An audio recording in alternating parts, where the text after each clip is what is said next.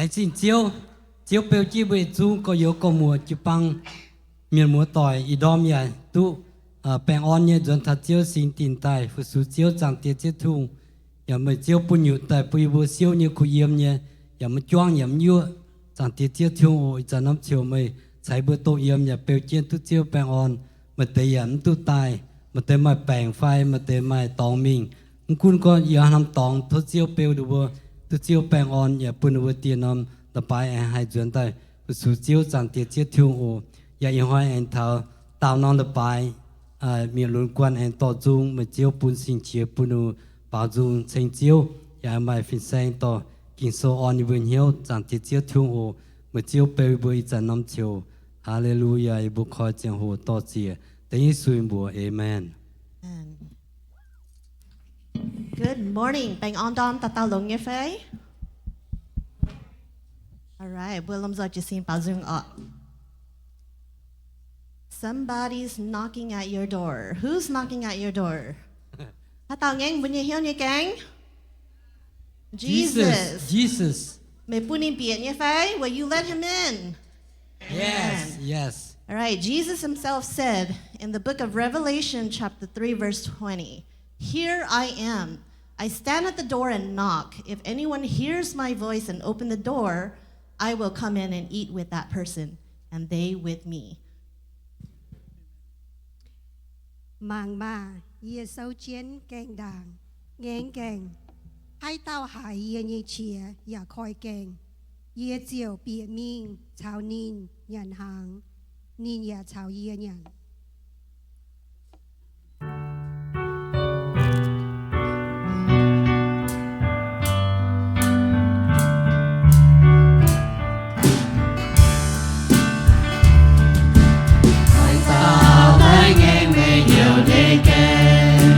Somebody's knocking at your door.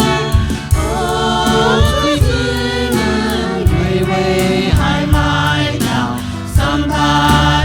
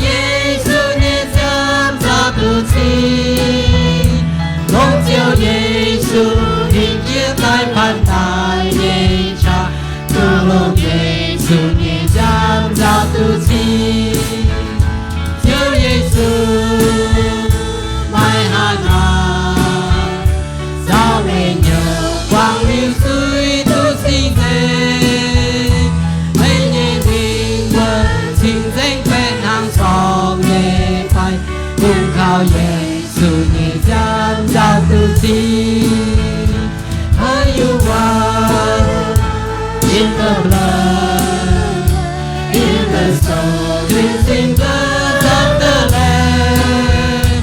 Are you garments spotless, are they white as snow? Are you washed in the blood of the Lamb?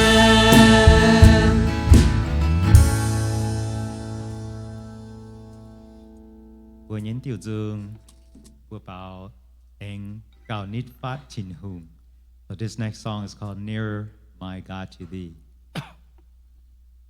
Nên con anh Cao Nít Phát Trình Hùng, Cao Nít Phát Chiếu, Mai Quân Tinh Diệp Giang Trà, Yê Dạ Quang Ê, Yê Dạ Anh Hê Bảo Dung, Yê Tài Nít Phát Trình Hùng, anh Cao Nít Phát Trình Hùng, Cao Nít Phát Chiếu.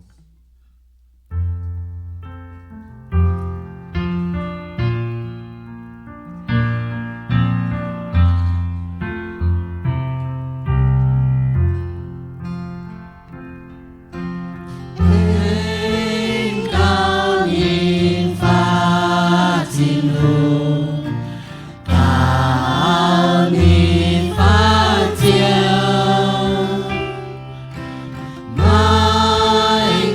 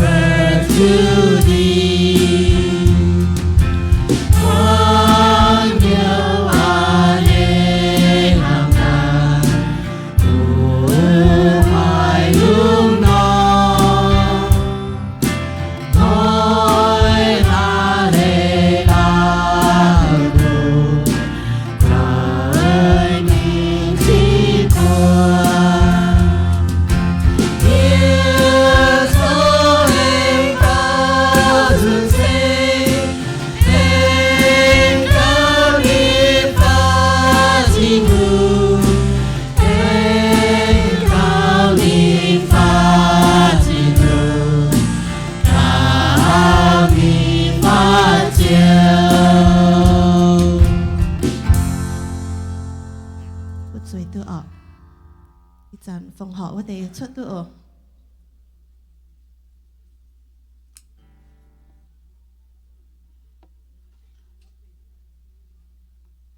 咱们大家奉學，來進招標誌為業中，都招平安，一當都轉帶，咁咪招ใช้บทตรงเยี่ยมอย่าอีบุโจละไปถาดามติงอีบอยกับสินกับหิวฟงหอยบุจิญญาณวิโจเจียวเนี่ยกงเจียวเฉดกงปุยบุตุโจอย่าตุจิญญาณตะลงอย่าอีบัวตุตายอย่าอีบัวจอดเชื่อตายฟงหอเปียจุปังโจเจียวเนี่ยกงจันทีเจียวทุงไม่เจียวอันใช้จวนตัวโนปุนอีหัวเนี่ยไม่เจียวอันปุนจวนตัวจันทีเจียวทุงโอมาปูนเย็นแรงจริงมาปูนแรงจริงปุรุที่จุนมาตายฟงหอเปียจุปังโจเจียวกงจันทีเจียวทุงอีบัวจุงหอยโจกงเสียหอยบุหิขวนจานน้ำช่วยบัวฟุสุเจียวเจียวใส่บัวตรงเยี่ยมอีบัวฟงหอจิญญาณแรงจริงใจบัวเจียวฟงหอต่อเจียที่สวยบัวจีก่อนเอเมน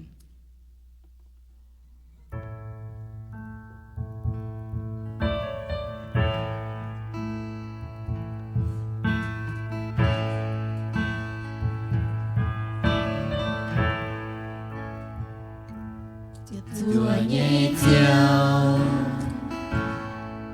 เจียวเทยาข้อเลียนตุยเมียนเย่เย่แม่เจียวซานซานเก้าเจียนเยี่ยนุ่มน้องบ้านหัวเจียวจางจากนุ่มมวนเฮสุดตายโอ้ยเต้าจูเจียวเจียวจั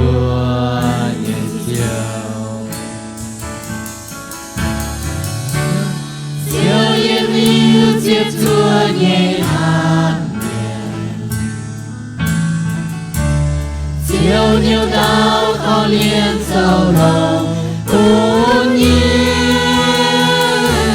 也抱住都没谁也也就也抱住，请接着也就 Your voice led me to the fire in darkness night. You are close like no other. I know you as a father. I know you as a friend. And I have lived in the goodness of God. And all my life you have been faithful. And all my life you have been so, so good. With every breath that I am able, I will sing of the goodness of God. Điều kiện tiếp chúa ta ta, yên áo quân lê còn đâu. Điều kiện tiếp chúa ta ta, yên áo quân lê còn đâu. Yên sinh sinh tiêu yên sinh cầu trên yêu bùa, yêu phong dây mây của siêu. Điều kiện tiếp chúa quân yên, yêu ơi chúa buồn mây.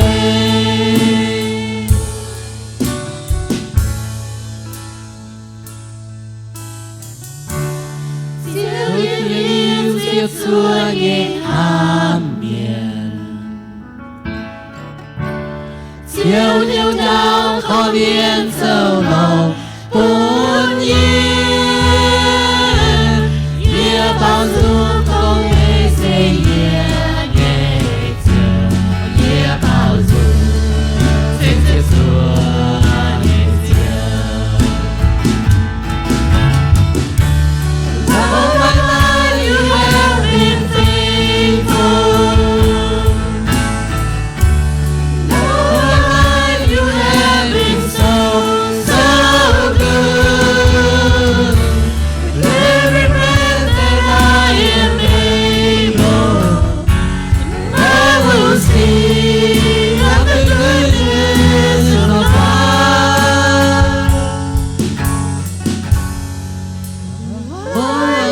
sing of the goodness of God.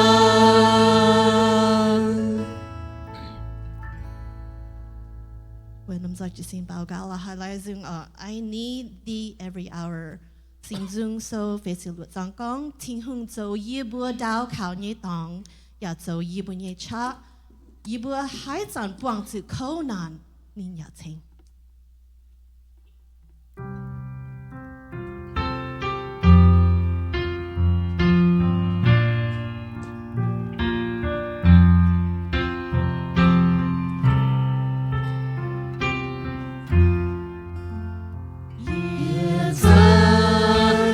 Thiên chủ mê thiên ái nhẹ chiều cùng ai mấy ca nhẹ chia một nghĩa bình an nghĩa chân dù nghĩa chân chủ mê nghĩa san san chân chủ mê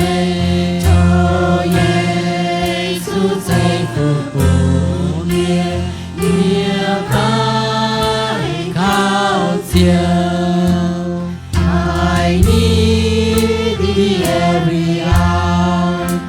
Stay now nearby. Temptation lose their power when thou art nigh. I need thee, oh, I need thee. Every hour I need thee. Oh, bless me now, my Savior. I come to thee. Times are gentle, my good I know. Phổ tiêu đại thao địa nhân, on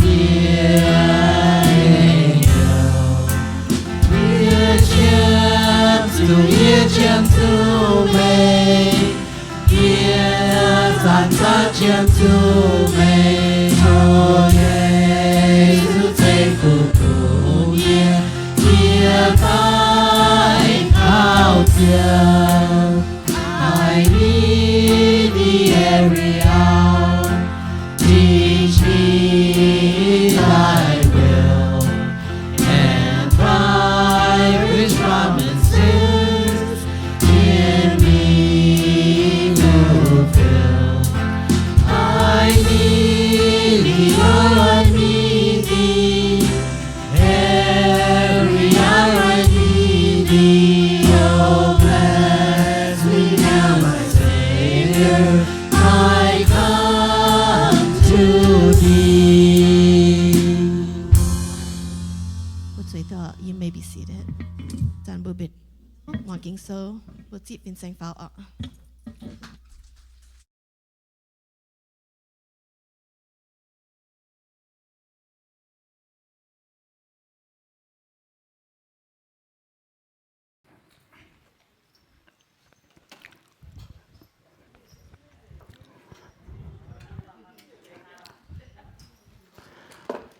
Good morning. Anh con dùng một cái good morning. Bạn an tâm, anh hay nhé, chỉ buổi giờ trạm như mua tỏi em cô như phát biệt thật chiếu như béo, trên buổi thiên hùng ở. We want to welcome you, come near or far here this morning to worship our Lord. We thank you for you in the Facebook, Instagram, or YouTube, whatever. We thank you for you going in and join with us to worship this morning. Then chính thiên ông ấy ở chiếu sự kinh lông hải phun bụi ý đom hải tu yếm chiếu như béo chiếu như dầm hiền bổ số thiên hùng bữa hải này như phái hãy có hallelujah amen. Lẽ chính thiên hùng ở trong bữa ta tao dùn phái tình nhẹ dùn ta phám dùn nhé lẽ chính bữa là lan tốt tai như bữa hãy như chip sẽ có muốn cái mà tòng mình cái mà nó sẽเป็นบัวเปรี้ยวเป็นบัวยี่ตองอ่ะ Amen เนี่ยไฟ For those you don't have home a place to go here is the place this your home we welcome everyone here this morning แหลนจริงโออย่าแหลนจริงดูว่าต่อตรงนี้กวนต่อทุกหลงหายบวนให้แหลนจริงที่รุ่ง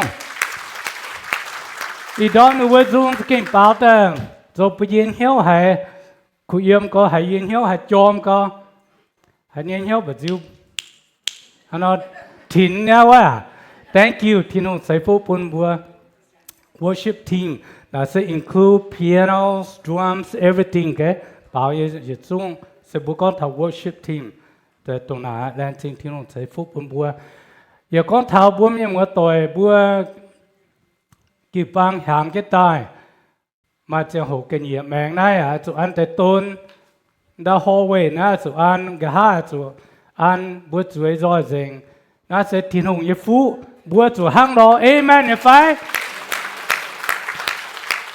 บัวอ้อยบัวนอนเลยไปป้วงเปี้ยวถึงทิ้งหงนะทิ้งหงจะเก่งอันให้หายปวดนี้ตอนนี้เสียแต่ปุสูทิ้งหงน่าจะเก่งลงหาย Okay God welcome everyone here to in God's house to worship Him we want to fill up the room and hallway and back room everywhere okay that's God intention want us to be like that Amen Amen แรงจริงบุญเจียวอ่ะอีดอนอีกินโซเยก้องเท้าเนี่ยสก้องเท้ายิสุตะเกาเยี่ยมกับล้านบง Jesus prays on the Mount of Olives ไปบุกยิสุตะเกาเยี่ยมเกเซมานีเยี่ยมกันปวดกินโซก้องเท้ายิสุตะเกาเยี่ยมเกเซมานีหวิงอินหอยปวนกินโซลูกากินโซก้องเท้ายิสุตะเกาเยี่ยมกับล้านบงบัวยานามาเต้ามิงเกี่ยกับล้านบงฟะฮัตเต้าเท้าเจียเยี่ยมเท้าเจียล่ะกับล้านบงบัวหล่นหอยนะบัวตะปูมากับล้านเนี่ยฐานะตะปูยิ้มปวดนะนบัวกับล้านไฟนี่ว่านะตะปูแต่จริงบุญเจียวบัวฮิตุเจียวสุตะเกาเยี่ยมกับล้านบง为主，你江湖是经头发啊，你江湖南海啊，为主你签主天空，安晓你前面打搞，บัวมาเจียจุนบัวฟินห้างเนี่ยบัวเขียมจุดทิ้งหุ่งบัวจุดตะเกาใจนี่ไฟมาเจียจุนบัวจุดมิงเล่งเนี่ยต้องตะเกาแล้วจะบัวเขียมจุดทิ้งหุ่ง Every time when you come to situations you need God you need to pray you need to go private and pray.So that you need God's strength. ฮังเราบัวมาเสียจุนบัวมาบัวมาช้าบัวเฉียมสุดทิ้งหุ่งฮังจะนูเปล่าที่ซุงกองบัวจุมินิดทิ้งหุ่งใจไฟสิฮังเราบัวละลานเมียนบัวจุมินิดทิ้งหุ่ง We need to pray. บัวลมจอกำเนียตะเกาเจียวหลานสิทิ้งหุ่งต่อสิเจียวเอ็นอีดอมปุ่นที่บัวให้มาช้างปวดจางอยู่บนเจียวปวดจางอยู่บนทิ้งหุ่งละลานเมียนปวงเปียวเจงจอมเหี้ยวจะสิ้นตายปุสูเจียวจอมเหี้ยวจะสิ้นตามวางเจียวเนี่ยว่าเจียวเนี่ยโตโทเจียวเนี่ยสิงลิงต่อจีเยเจียวเนี่ยโปทานเจียวเนี่ยว่าเยี่ยมเจียวสุกิตุเนี่ยบัวเท้าเก่าเอเมนพ่อแม่งว่าเยี่ยมกะล้านบงด่างวุ้มวนเยซูไม่เก่งติงจีบจางจ๋าเยซูตะเกาปัวจุนเท้าจางเตียทิ้งหุ่งกองเท้านินเจ้าให้ In the Mount of Olives the night before Jesus' crucifixion Jesus prayed 3 times to God the Father expressing his deep sorrow นั่นเป็นปุ่มบัวหมางเท้าจีก้อนว่าบุตรโซตู้นี่เอเลยสก้อนเถามีขปุ่มดาวกินโซเนี่ยว่าฟิจินาเยตุงเมียนว่าฮะโอ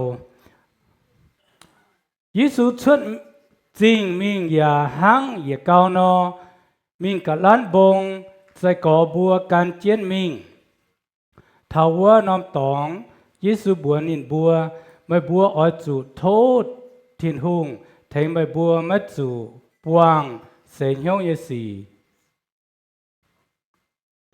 con điều nên can em mình nóm tòng cô tệ nhé đồng trôi lao là bế cô như tòng nhưng quá quầy chia chào thiên hùng con hòa nên con atia sẽ con a tiền nhé a nó thốt cho gọi ye ỏi chủ hộp nó nằm chan bà mất đúng a yên nhé a ỏi chủ a tia can nhé a thang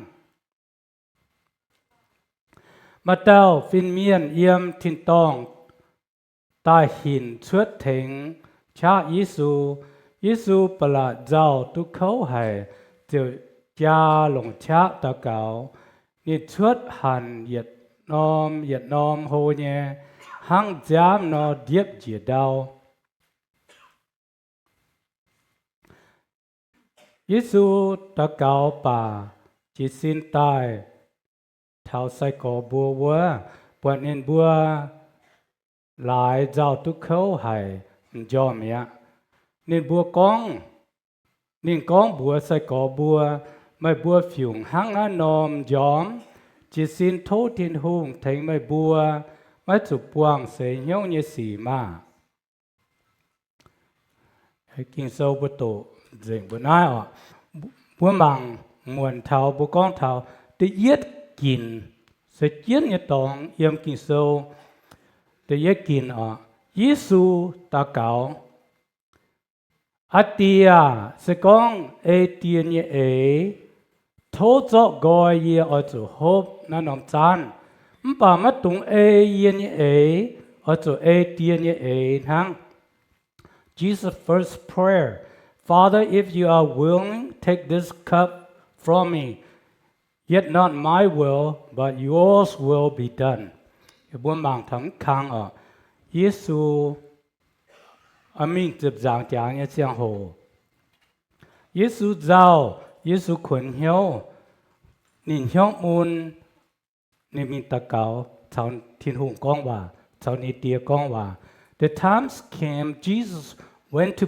pray talk to the Father because he has pain and sorrow in his heart why because he have to face death he is human now okay bút giảng trên chiếu su nom chế hồ niเป็นป้าเมียนตานี่ห้างบัวเนาะยิสูจะเป็นเหยียดแปะป่วนแปะเหยียดแปะเปอร์เซ็นต์ป้าเมียน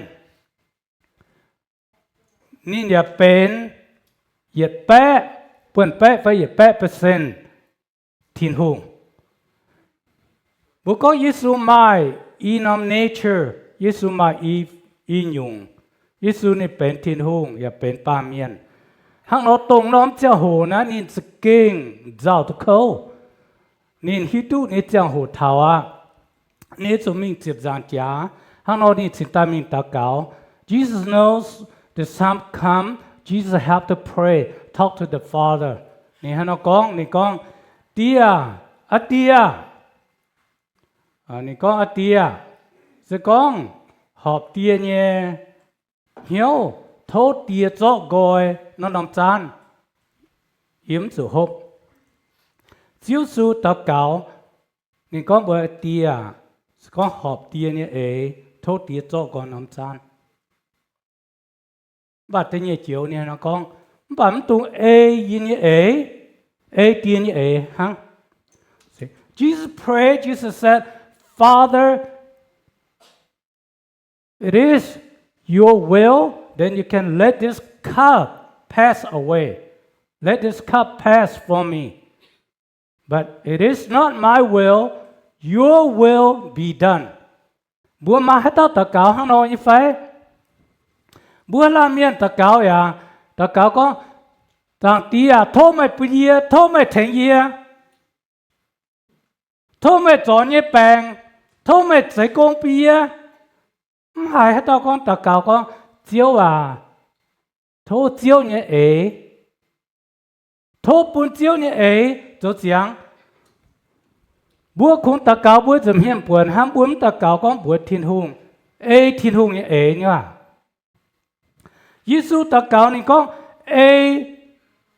thiên hùng như tiên như bấm tung yeah. See? Bữa bị nhau ha. So different that prayer you can ask for your will be done or you say no for Father's will be done. That's different, okay? So có bữa oi tu ham bữa đó. But nên có bữa thiên hùng bữa ní tia phải yeah và tia ha. Mà chỉ dùng thiên hùng tao bùi hòa bùi hiếu như phải. So many times you pray, God's not answer you. You want to be done your will. Right? But it's not Father will. Mà chỉ dùng bữa ta cáo bùa hăng, thiên hùng nhung. Thế ha. But you know, Giêsu con, tiên như tiên như your will be done, your will be done. Cái nó sẽ tự yết dùng. Tình nhiên dùng bố con thật chán. Bây thảo chủ xiêm. Thảo nấu hai chuối. Nên ở chủ tía về miền man. Yếm tiếp giảng trả. The cup symbolized the judgment and the wrath he was about to bear on the cross. Nằm cha nắm hung hề hốp. Bữa là tu na hung hề hốp nha. Nam hung hề hốp nằm cha na. Chỉ nhé chan. Khâu chỉ nhé chan. Nằm cha mà nhung. Chuối buông cho nằm chan. Tông nằm chan bố con mà đĩa lèng. Mà chuối nhé chan nhé chủ hốp. Ba miền nhé chuối, ba miền nhé là hốp nhé hòa nhé cháu. Yết chung là tôm mi ăn nằm chan. That's why it's not easy to drink that cup. That's why Jesus said, Father, let it pass from me.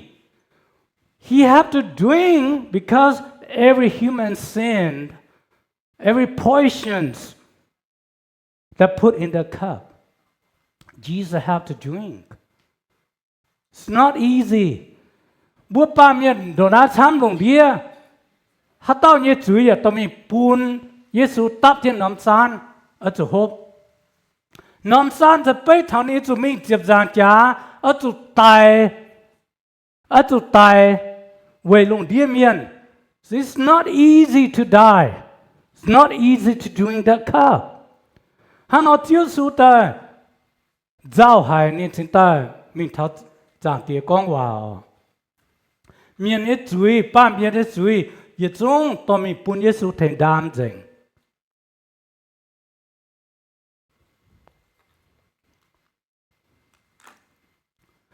Thì nhị ta phám kín phiên miên ta ôn hiếu. Mà ta phiên miên yếm thiên tông tai hình xuất thỉnh cha Giêsu.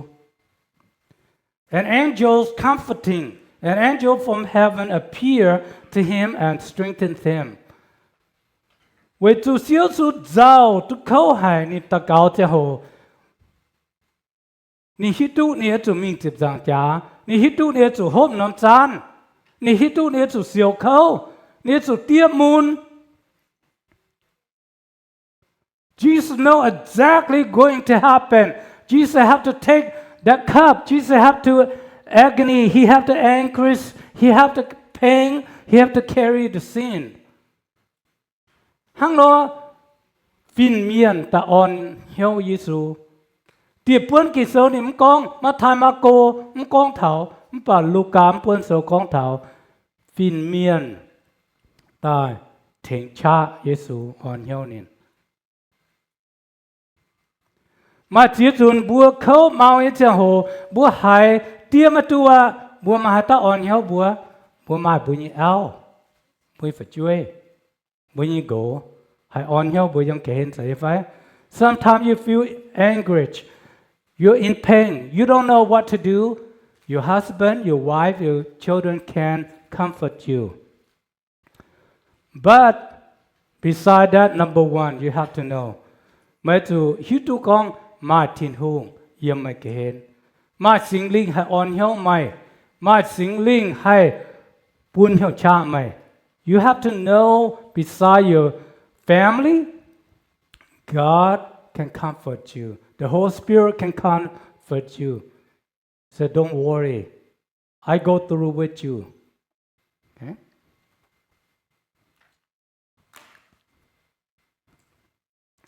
Giêsu bala giao tu khâu hay chiều cha lồng cha ta cáo ni xuất hàn yết nom hồ nhé hang jam nó điệp gì đau. And being in anguish, he prayed more earnestly, and his sweat was like drops of blood falling to the ground. Mà hát tao ta cáo giang ta cáo có hàn bên jam điệp gì mà phải? Yên ai mà hát tao quạt hang lo phải? Is anyone here you pray earnestly and sweat turned to blood? Yên ham tạm mai hát tao hang Giêsu ni hidu ni tking ở chỗ khâu ni chỗ mình chụp giang cha ở chỗ bún miên sai ở chỗ bún miên bo ở chỗ bún miên ting ở chỗ điều chân chụp giang cha chỗ tai. No one like Jesus. Jesus is the one suffered for human beings, and he the one turned into agony, the one anguish, the one crushed in the spirit, the one had to die on the cross for you and me. Ni jam xiang điệp nhé, muốn ham cả câu, đúngว่าcâu jam xiang điệp nhé, hàn hay bên jam nhé. Muốn ham cả, no one turned into that. Sweat turned to blood. Bố bật bố chiếu xuống đồ nào khâu à. Sai có bố mau hay, Giêsu anh chuẩn thảo sai có bố bật này bố yom mía, với chú chính như hay, nung mà gọi disciples' witness. When he came back, he again found them sleeping because their eyes were heavy. Giêsu con mới bữa thay yên ai ta cáo ồ, ý chiếu mạng mà bữa yên ai chúa chết ta cáo. Và Giêsu mình ta cáo ta nụ bữa yom rồi nhá. Mang cả, ít hỏi bữa ta chuối yên ai, mà ta quên yom phải. Anyone sleep? I hope not, right? Ý xiên có mà ta yom sa. Yếm chia con mà bữa tiết yom na, không dễ chứ hả? Yếm chia con bữa tiết sự có amen, praise the Lord. Bữa chúng giang yếm hoàng kiến ham yên nó to ống ta tôn chiến, yên nó ống tôn chiến á.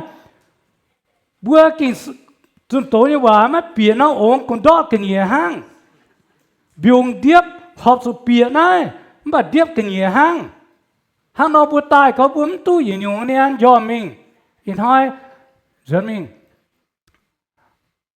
mà mày mình có lấy bài mày hãy phiền sang trong tổ con nhung yếp tầm cho mày yếm hiếu rồi nè bướm ỏi hắn nó xa xí hắn nó tai bè bè quàng trên hồ hang hắn nó chiếu su ta con hiện bữa tụi kinh hiếu ta hiếu ta cáo ồ tụi buông tụi xây hiếu gì Giêsu mi mẹ ta cáo chỉ ta cho mẹ see?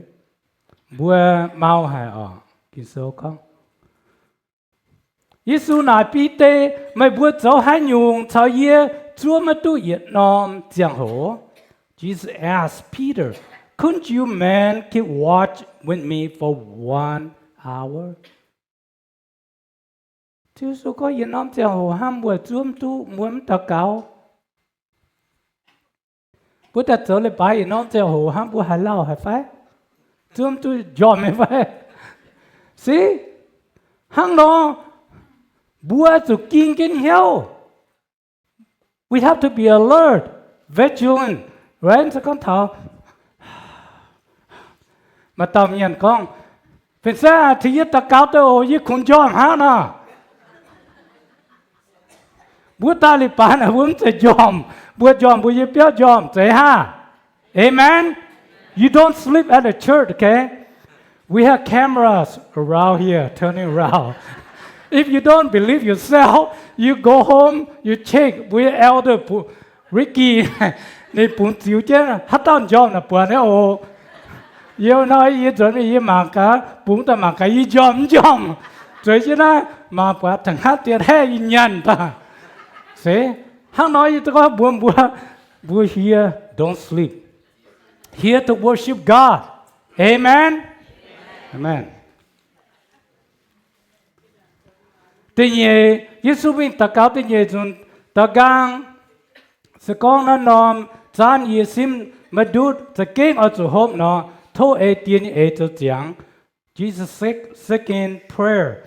Father, it is not possible for this cup to be taken away unless I drink it. May your will be done. Giêsu bin ta cáo tuy nhiên chúng nè hang mà nó con ở. Okay, the farm. Giêsu ta cáo ta farm dùn, Giêsu eng lê ni bùa, mình ta cáo ta farm dùn, ye hunting down, với dùn nó ta cáo.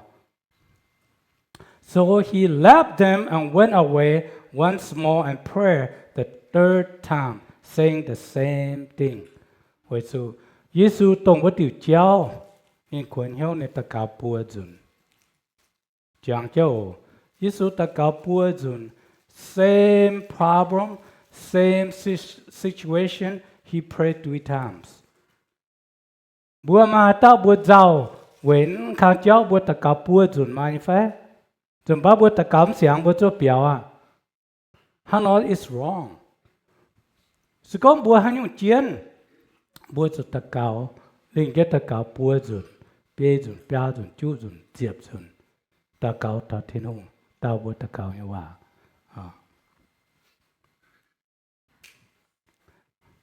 Muốn bằng thảo in họ chiến như hòa Giêsu ta cáo bùa dùn and giảm nên ở dấu ê thiên hùng như ấy. Giêsu ngoáng thiên hùng như hòa díp tía khâu nàn như cháu bùn ba miền hai tu dấu ên. Jesus prays 3 times, reiterating his desire for God's will. He submits to God's will, accepting the path of suffering for the salvation of for humanity. Bữa la miên bữa to my prayer life mang lo ta cáo như mèng tiết chân cháo thiên hung quang hòa lan chiếm chủ ta cáo and thèn sinh mèng hên. A prayer life, regular communications with God. Everyone needs prayer.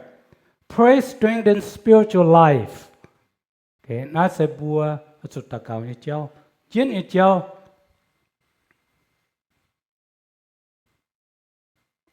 Xiên như miền hai hồ, nhiễm xuôi bùa như ấy bùn thiên hùng tuân yun như ấy tỏ chiến chia khâu như tòng.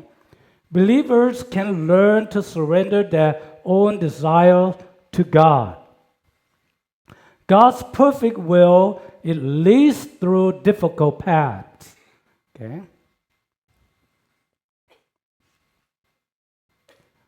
Giêsu ở chỗ mà nghe giảng mẹ cái chiếu, ta cáo hay thiếu tu nhiều, cháu hay hiền tu mạng, hay thèn hiếu hiện tại. Jesus prayed to be the Lord of your life. Prayers change hearts and transform lives. It lifts up the soul. In hỏi kinh sâu như hòa, sẽ hàng nó bùa hộ thảo, Giêsu ta cáo như cháu, bùa là lan miên chiếm chủ ta cáo, hát chẳng bùa mai khâu nàn khuẩn nhau như cháu, bùa chủ mình ta cáo, cháu thiên hùng quang hòa. Như vậy mà khâu ta, nhau chứ áo bỏ, nhau chứ gỗ hiểm, wrong, okay? Bùa hai khâu chủ mình ta cáo, cháu thiên hùng quang hòa. Amen? Amen. In hỏi bùa cháu chiếu choàng tia, nhận sinh hàng, cho bùaเป็นสิ่งทางอิสระตัว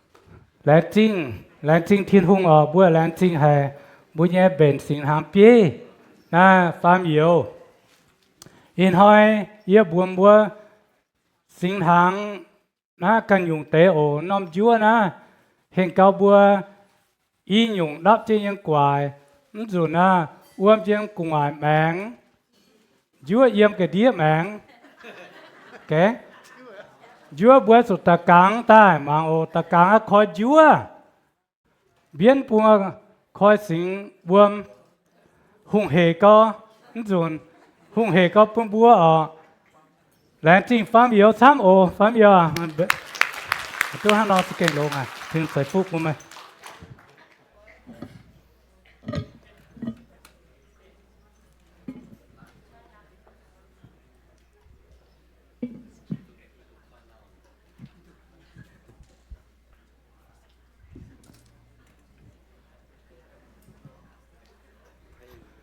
cái bữa ta cao tăng, in họ mới mà tới chúa hòm hài hung hề hả mấy số lãng chính tin không?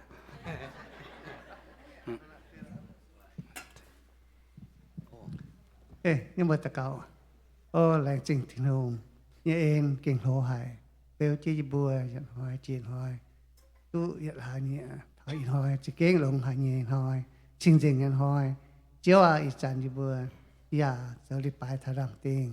Ý bố chẳng sụ, chiếu nhà ên, cho kênh, hồ hải, hám hải ý bố dạ lành chính chiếu thiên hồ, ý chàn ý bố tu xảo chiếu chẳng tiên nhà hàng, ý bố to chỉ chiếu thiên hồ nhà ên, ý bố hốp nằm, nhận nằm chứa ý bố chẳng thảo chiếu, ý xin tình chiếu rằng trà liệu suốt, ý bố nhé chúi, liệu suốt nhé phụ giám, thấy bố giáo ý bố nhé chúi bên chính danh tài, ý chàn ý bố nhận nằm chứa, hốp nằm chán ý bố chẳng sụ chiếu nhà ên, ý bố mà đã cú, yêu yang sedang jatuh kau ibu sinian, pun ibu tu jauh ibu lain sing hasil nya en, ican ibu hok nam can ibu toh cia na takau, teng cia sejitu ni ibu, amen.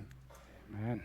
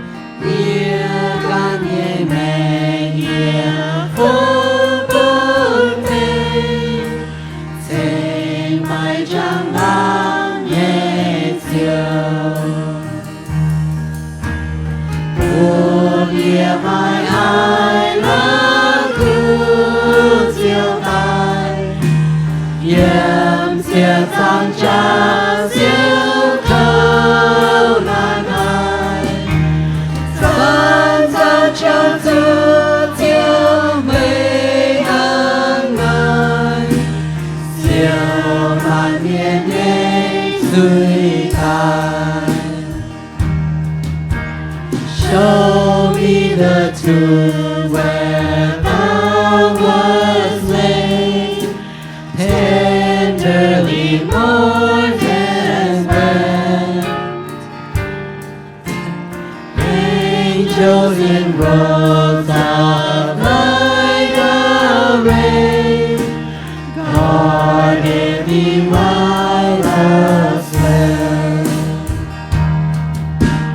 Lest I forget this remedy, lest I forget thy agony, lest I forget thy love for me, lead me to Calvary.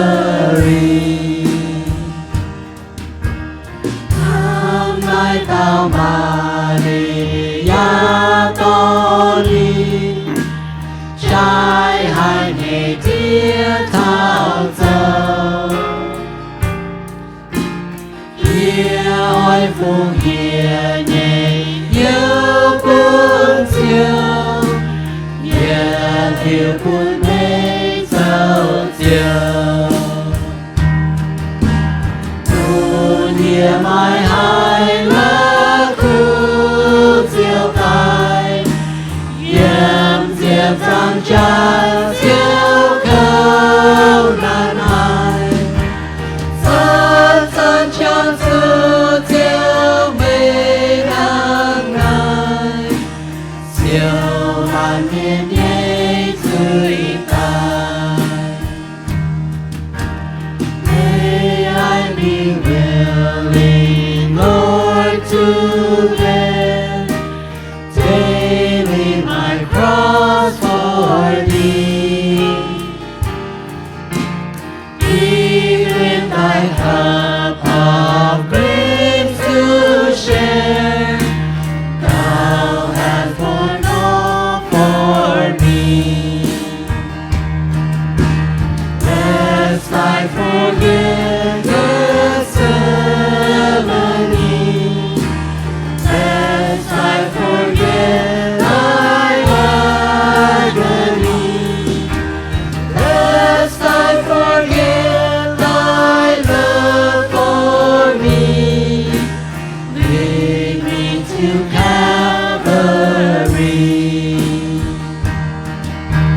buồn nghĩa mai hai lá khu diệu tài yếm diệp giang trà diệu khâu nan ai sơn sơn tràn dư diệu mây nắng ngài diệu màn miền nhé dưới ta màn miền nhé dưới ta.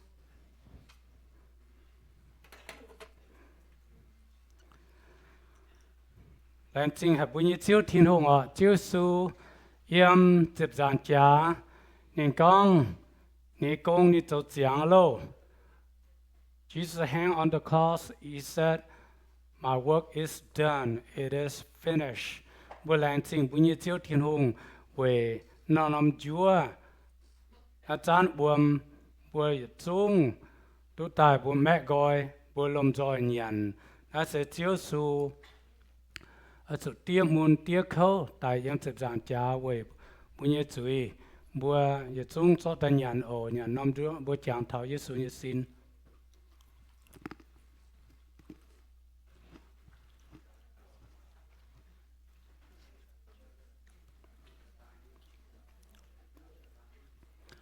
Giêsu ya phiền hăng nghe cho năm chán ta lãng trình lệ thiên hùng cho ta hệ chúng hộp mà na sẽ Giêsu giảm liệu cho ta quảng bữa miền chám như chuối bữa chúng hộp ổ giờ chọn cái bang con Amen Amen